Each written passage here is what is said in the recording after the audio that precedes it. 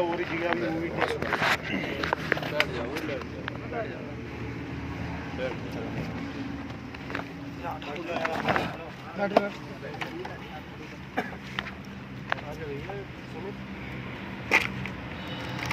आप सभी को राम राम। मेरा नाम गार्गे है और आज हम जिस विषय के लिए यहाँ पर एकत्रित हुए हैं वो है अहिर रेजिमेंट। पिछले बीते 6 महीनों से ये बात जो है 6 सालों से ये बात उठ रही है अहिर रेजिमेंट की। तो मुद्दा तो उठ रहा है, संसद भवन में भी उठा और दूसरे राजनीतिक नेताओं ने भी उठाया। तो आज हम यहाँ क्यों एकत्रित हुए हैं उसका मुख्य उद्देश्य ये है कि भाई ये समझना सबसे पहले कि अहिर रेजिमेंट क्यों हमें चाहिए, क्यों नहीं मिली है और क्या फ़ायदे और नुकसान है इसके होने ना होने की वजह से।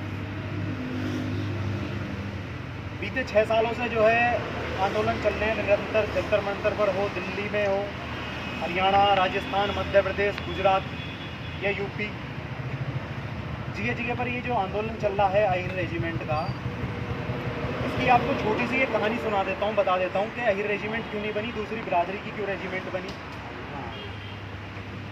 कि 1857 की जो गदर हुई थी उसमें जो सबसे बड़े योगदान देने वाले थे वो हम सब जितने भी यादव बंधु हैं वही थे, जिसकी वजह से स्थिति ये बनी कि अंग्रेज़ों ने क्या किया, भाई हमारी भर्ती रुकी और भर्ती रुकी तो जो हमारे जितने भी भाई हमारी बिरादरी है उसमें एक चीज़ देखने को मिली है कि इस बिरादरी के 2 ही काम हैं, हल और हथियार।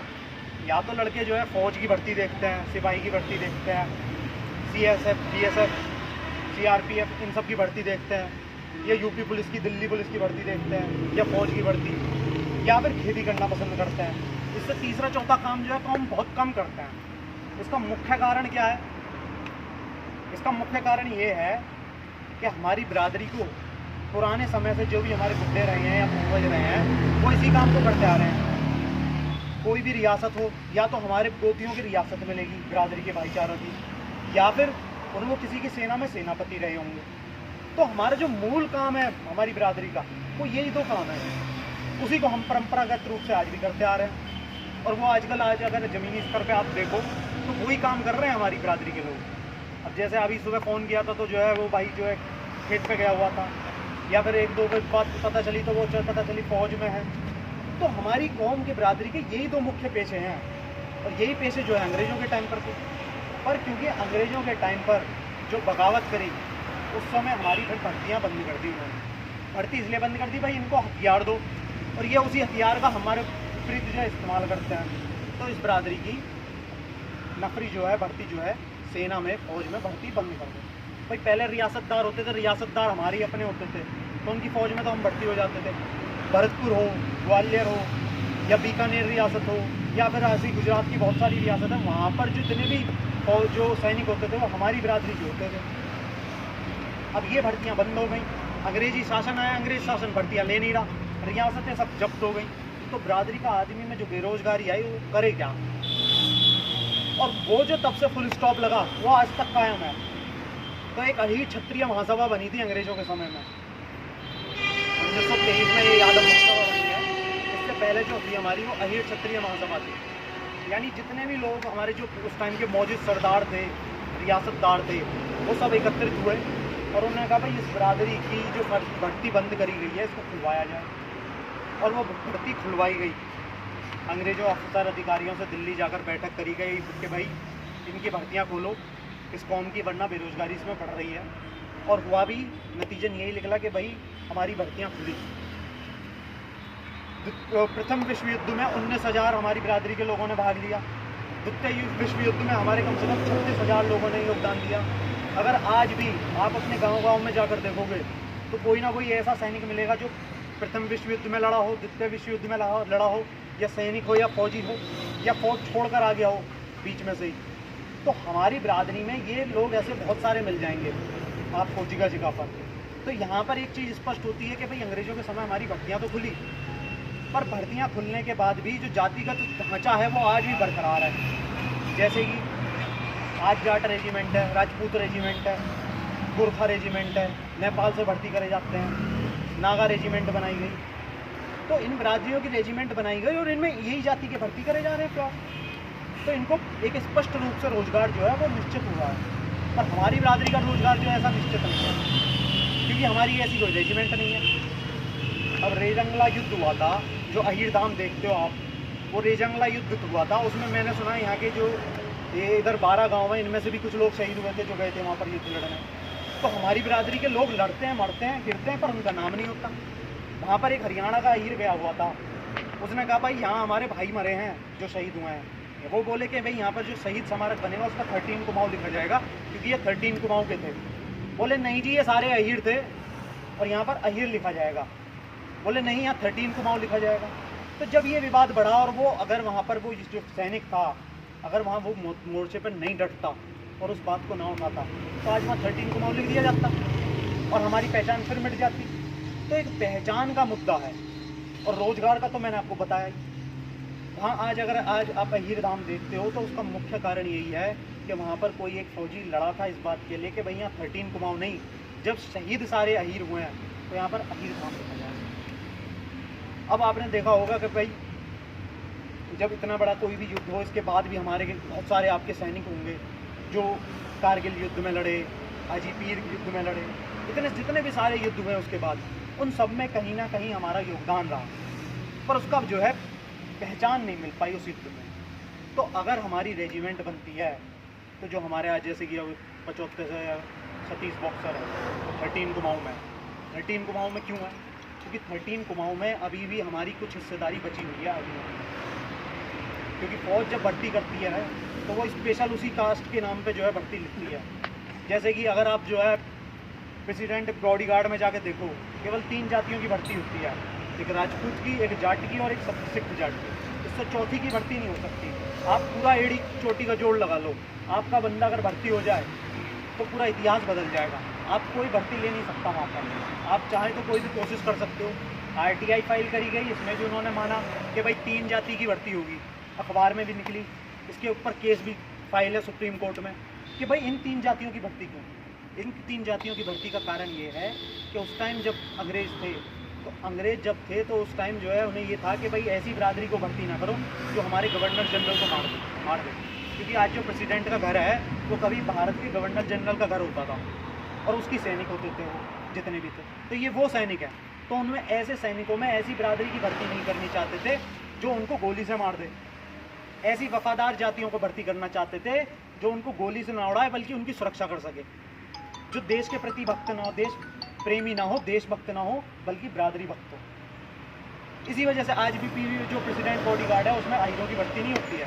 पर क्योंकि 13 कुमाऊँ और 11 कुमाऊँ जो है रेजिमेंट, डबल फर्स्ट बोल देते हैं जिसे, वहाँ पर जितने भी हैं हमारे, अभी अगर कोई भी आप फौजी भाई देखोगे अपने इधर से 12 गाँव या 24 एम जो 13 कुमाऊँ में या 11 कुमाऊँ में भर्ती होते हैं, वो इसलिए हो पाते हैं क्योंकि वहाँ पर अहीरों की भर्ती अभी भी बची हुई है, पर वो भर्ती धीरे धीरे काटी जा रही है।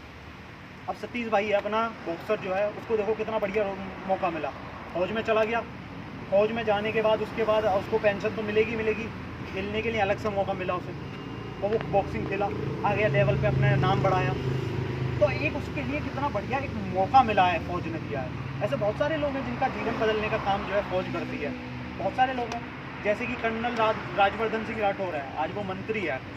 उसके कभी बाप दादा अंग्रेज समय में जो है राजपूत रेजिमेंट में थे, फिर उसके पिताजी राजपूत रेजिमेंट में थे, आज वो खुद फौज में है। एक कोटा मिलता है स्पेशल, जैसे कि सैनिक जो है उसके बच्चे होंगे उनको जो है शिक्षा के लिए पैसे मिलेंगे, पढ़ाई के लिए पैसे मिलेंगे, चिकित्सा के लिए पैसे मिलेंगे, तो उसके घर से कुछ खर्चा करना ही नहीं है जब सारी सुविधा फौज दे देगी।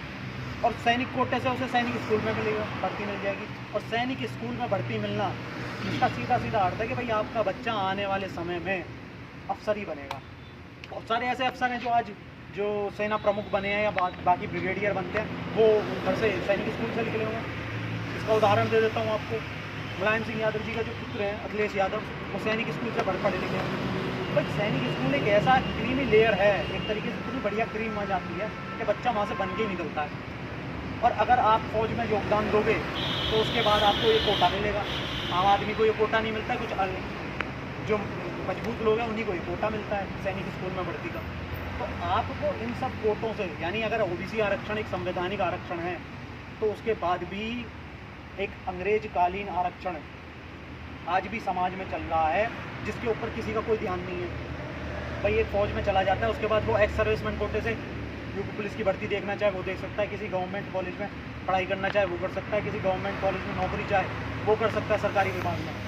तो ये जो आरक्षण है, छुपा हुआ आरक्षण एक तरीके से मैं कहूँगा, इसके ऊपर कोई नहीं बोल रहा, सब मौन है।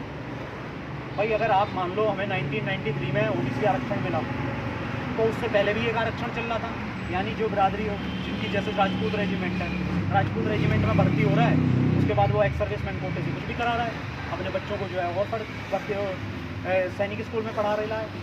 तो ये सब चीज़ें जो हैं एक तरीके से जो छुपा हुआ आरक्षण है, ये एक मुद्दा ऐसा है जिसको हमें वंचित करा जा रहा है। ओबीसी आरक्षण तो दे दिया भाई, इसमें 3000-5000 जातियाँ आती हैं और प्रतिशत है 27%, यानी एक ओबीसी रिटायर होकर जाएगा, उसकी टिकट जरूरी नहीं है ही रही जाए, कोई दूसरी बिरादरी का चला जाएगा। परंतु अगर अपनी खुद की रेजिमेंट होगी तो अपना बंदा रिटायर होकर जाएगा तो अपना ही बंदा वापस जाना है। यानी अगर 13 गाँव में अभी भी हमारी 25% जो भागीदारी है, अगर भाई सतीश गया है यहाँ से, ये कल को रिटायर होकर आता है, तो अपने ये जो 36 गाँव हैं यहाँ से ही कोई ना कोई जा सकता है भर्ती के, कोई दूसरा उसकी जगह नहीं लेता है। कम से कम जो भी लेगा वो अपना बंदा ही होगा, अपना ही आदमी होगा, अपनी बिरादरी से। तो एक बहुत बड़ा रोजगार का ये मुद्दा है, स्वाभिमान का मुद्दा है, पहचान का मुद्दा है, और इस मुद्दे से अगर हमें जो है वंचित रहे तो एक बहुत बड़ा रोजगार और एक स्वाभिमान हमसे जो छूट जाएगा। इस पर ध्यान देना बहुत ज़रूरी है। बीते 6 साल, मांग ये आज की नहीं है, मांग कम से कम 100 साल पुरानी है, अंग्रेज़ों के सामने भी उठाई गई थी, बीच में भी और लोगों ने उठाई, पर ये हमेशा जो है ठुकराई जाती रही। क्या कारण रहा मैं इस कारणों में नहीं जाऊंगा, पर यह है कि दूसरी जातियों के बीच बनाई गई, क्षेत्र आधार पर भी बनाई गई और जाति आधार पर, जैसे कि नागा रेजिमेंट बनाई गई 1970 में, लद्दाख स्काउट्स बनाई गई, असम राइफल्स बनाई गई, ये क्षेत्र के आधार पर बनाई गई। तो भाई आप अगर दूसरी आप क्षेत्र के आधार पर या जाति आधार पर बाद में बना रहे हो तो हमारी भी बना दो। हमने तो सर्वोच्च बलिदान दिया है, हमारे लोग फौज में भर्ती दे होते हैं, तो अगर ये भर्तियाँ खुलती हैं तो हमारी बिरादरी के लड़कों को जो ज़्यादातर भर्ती देखते हैं उनको एक बहुत बड़ा रोज़गार मिलेगा, और ये रोज़गार मिलना बहुत ज़रूरी है, क्योंकि हर चीज़ का तो प्राइवेटाइजेशन हो रहा है। अब मैं ये नहीं कहूँगा कि भाई ये गलत है या सही है, कुछ भी हो रहा है, इस बारे में नहीं जाते हुए कि भाई ये गलत है या सही है। मैं बस ये कहना चाहूँगा भाई रोज़गार तो हमें सुनिश्चित करना ही होगा, अगर अपने बच्चों को रोज़गार नहीं मिलेंगे तो क्या होगा। तो इस मुद्दे को आप देखिए, समझिए, और रेजिमेंट के लिए आने वाले समय में अब जो है हम भाई अब महाराणा प्रताप की देखते होगे मूर्ति राजपूत सब जगह लाते हैं, कोई भी राजपूत से हर जगह मिल जाएगी, बिहार तक, हरियाणा तक, कहीं वो छोड़ते नहीं है, सब जगह ला देते हैं महाराणा प्रताप को, क्योंकि उन्होंने उनका स्वाभिमान बढ़ाया है। ठीक हमारा भी एक स्वाभिमान ऐसे ही है, राव तुलाराम से उनकी मूर्ति वहाँ लगी हुई है। तो 23 तारीख को उनका शहीदी दिवस है, तो हम ये चाह रहे हैं कि भाई जितने भी अपने ये गांव हैं सब मिलके वहाँ पर जो है उनका शहीदी दिवस मनाएं 23 तारीख को। जो टाइमिंग होगी, टाइमिंग आप सबको बता दी जाएगी, सब लोग मास्क वास्क पहनकर, और जो सोशल डिस्टेंसिंग हम मेंटेन करके, कोरोना चल रहा है इससे, जो भी मास्क वास्क पहन के वहाँ पर एकत्रित हो और कम से कम अपना शहीदी दिवस मनाएं। भाई इससे हमारा रिप्रेजेंटेशन जाता है कि भाई हम भी अपनी बिरादरी में अपने राज्य परिवारों को, इतिहासकारों को, जो अपने स्वाभिमान रहे हैं उनको मानते हैं। हम नहीं मानेंगे तो कोई दूसरा तीसरा मानेगा नहीं, सबसे पहले हम ही को स्वीकारना होगा। भाई महाराणा प्रताप को मैंने देखा, हर तरह का राजपूत, जो सिसोदिया राजपूत वंश से थे, पर दूसरे राजपूत सारे मानते हैं।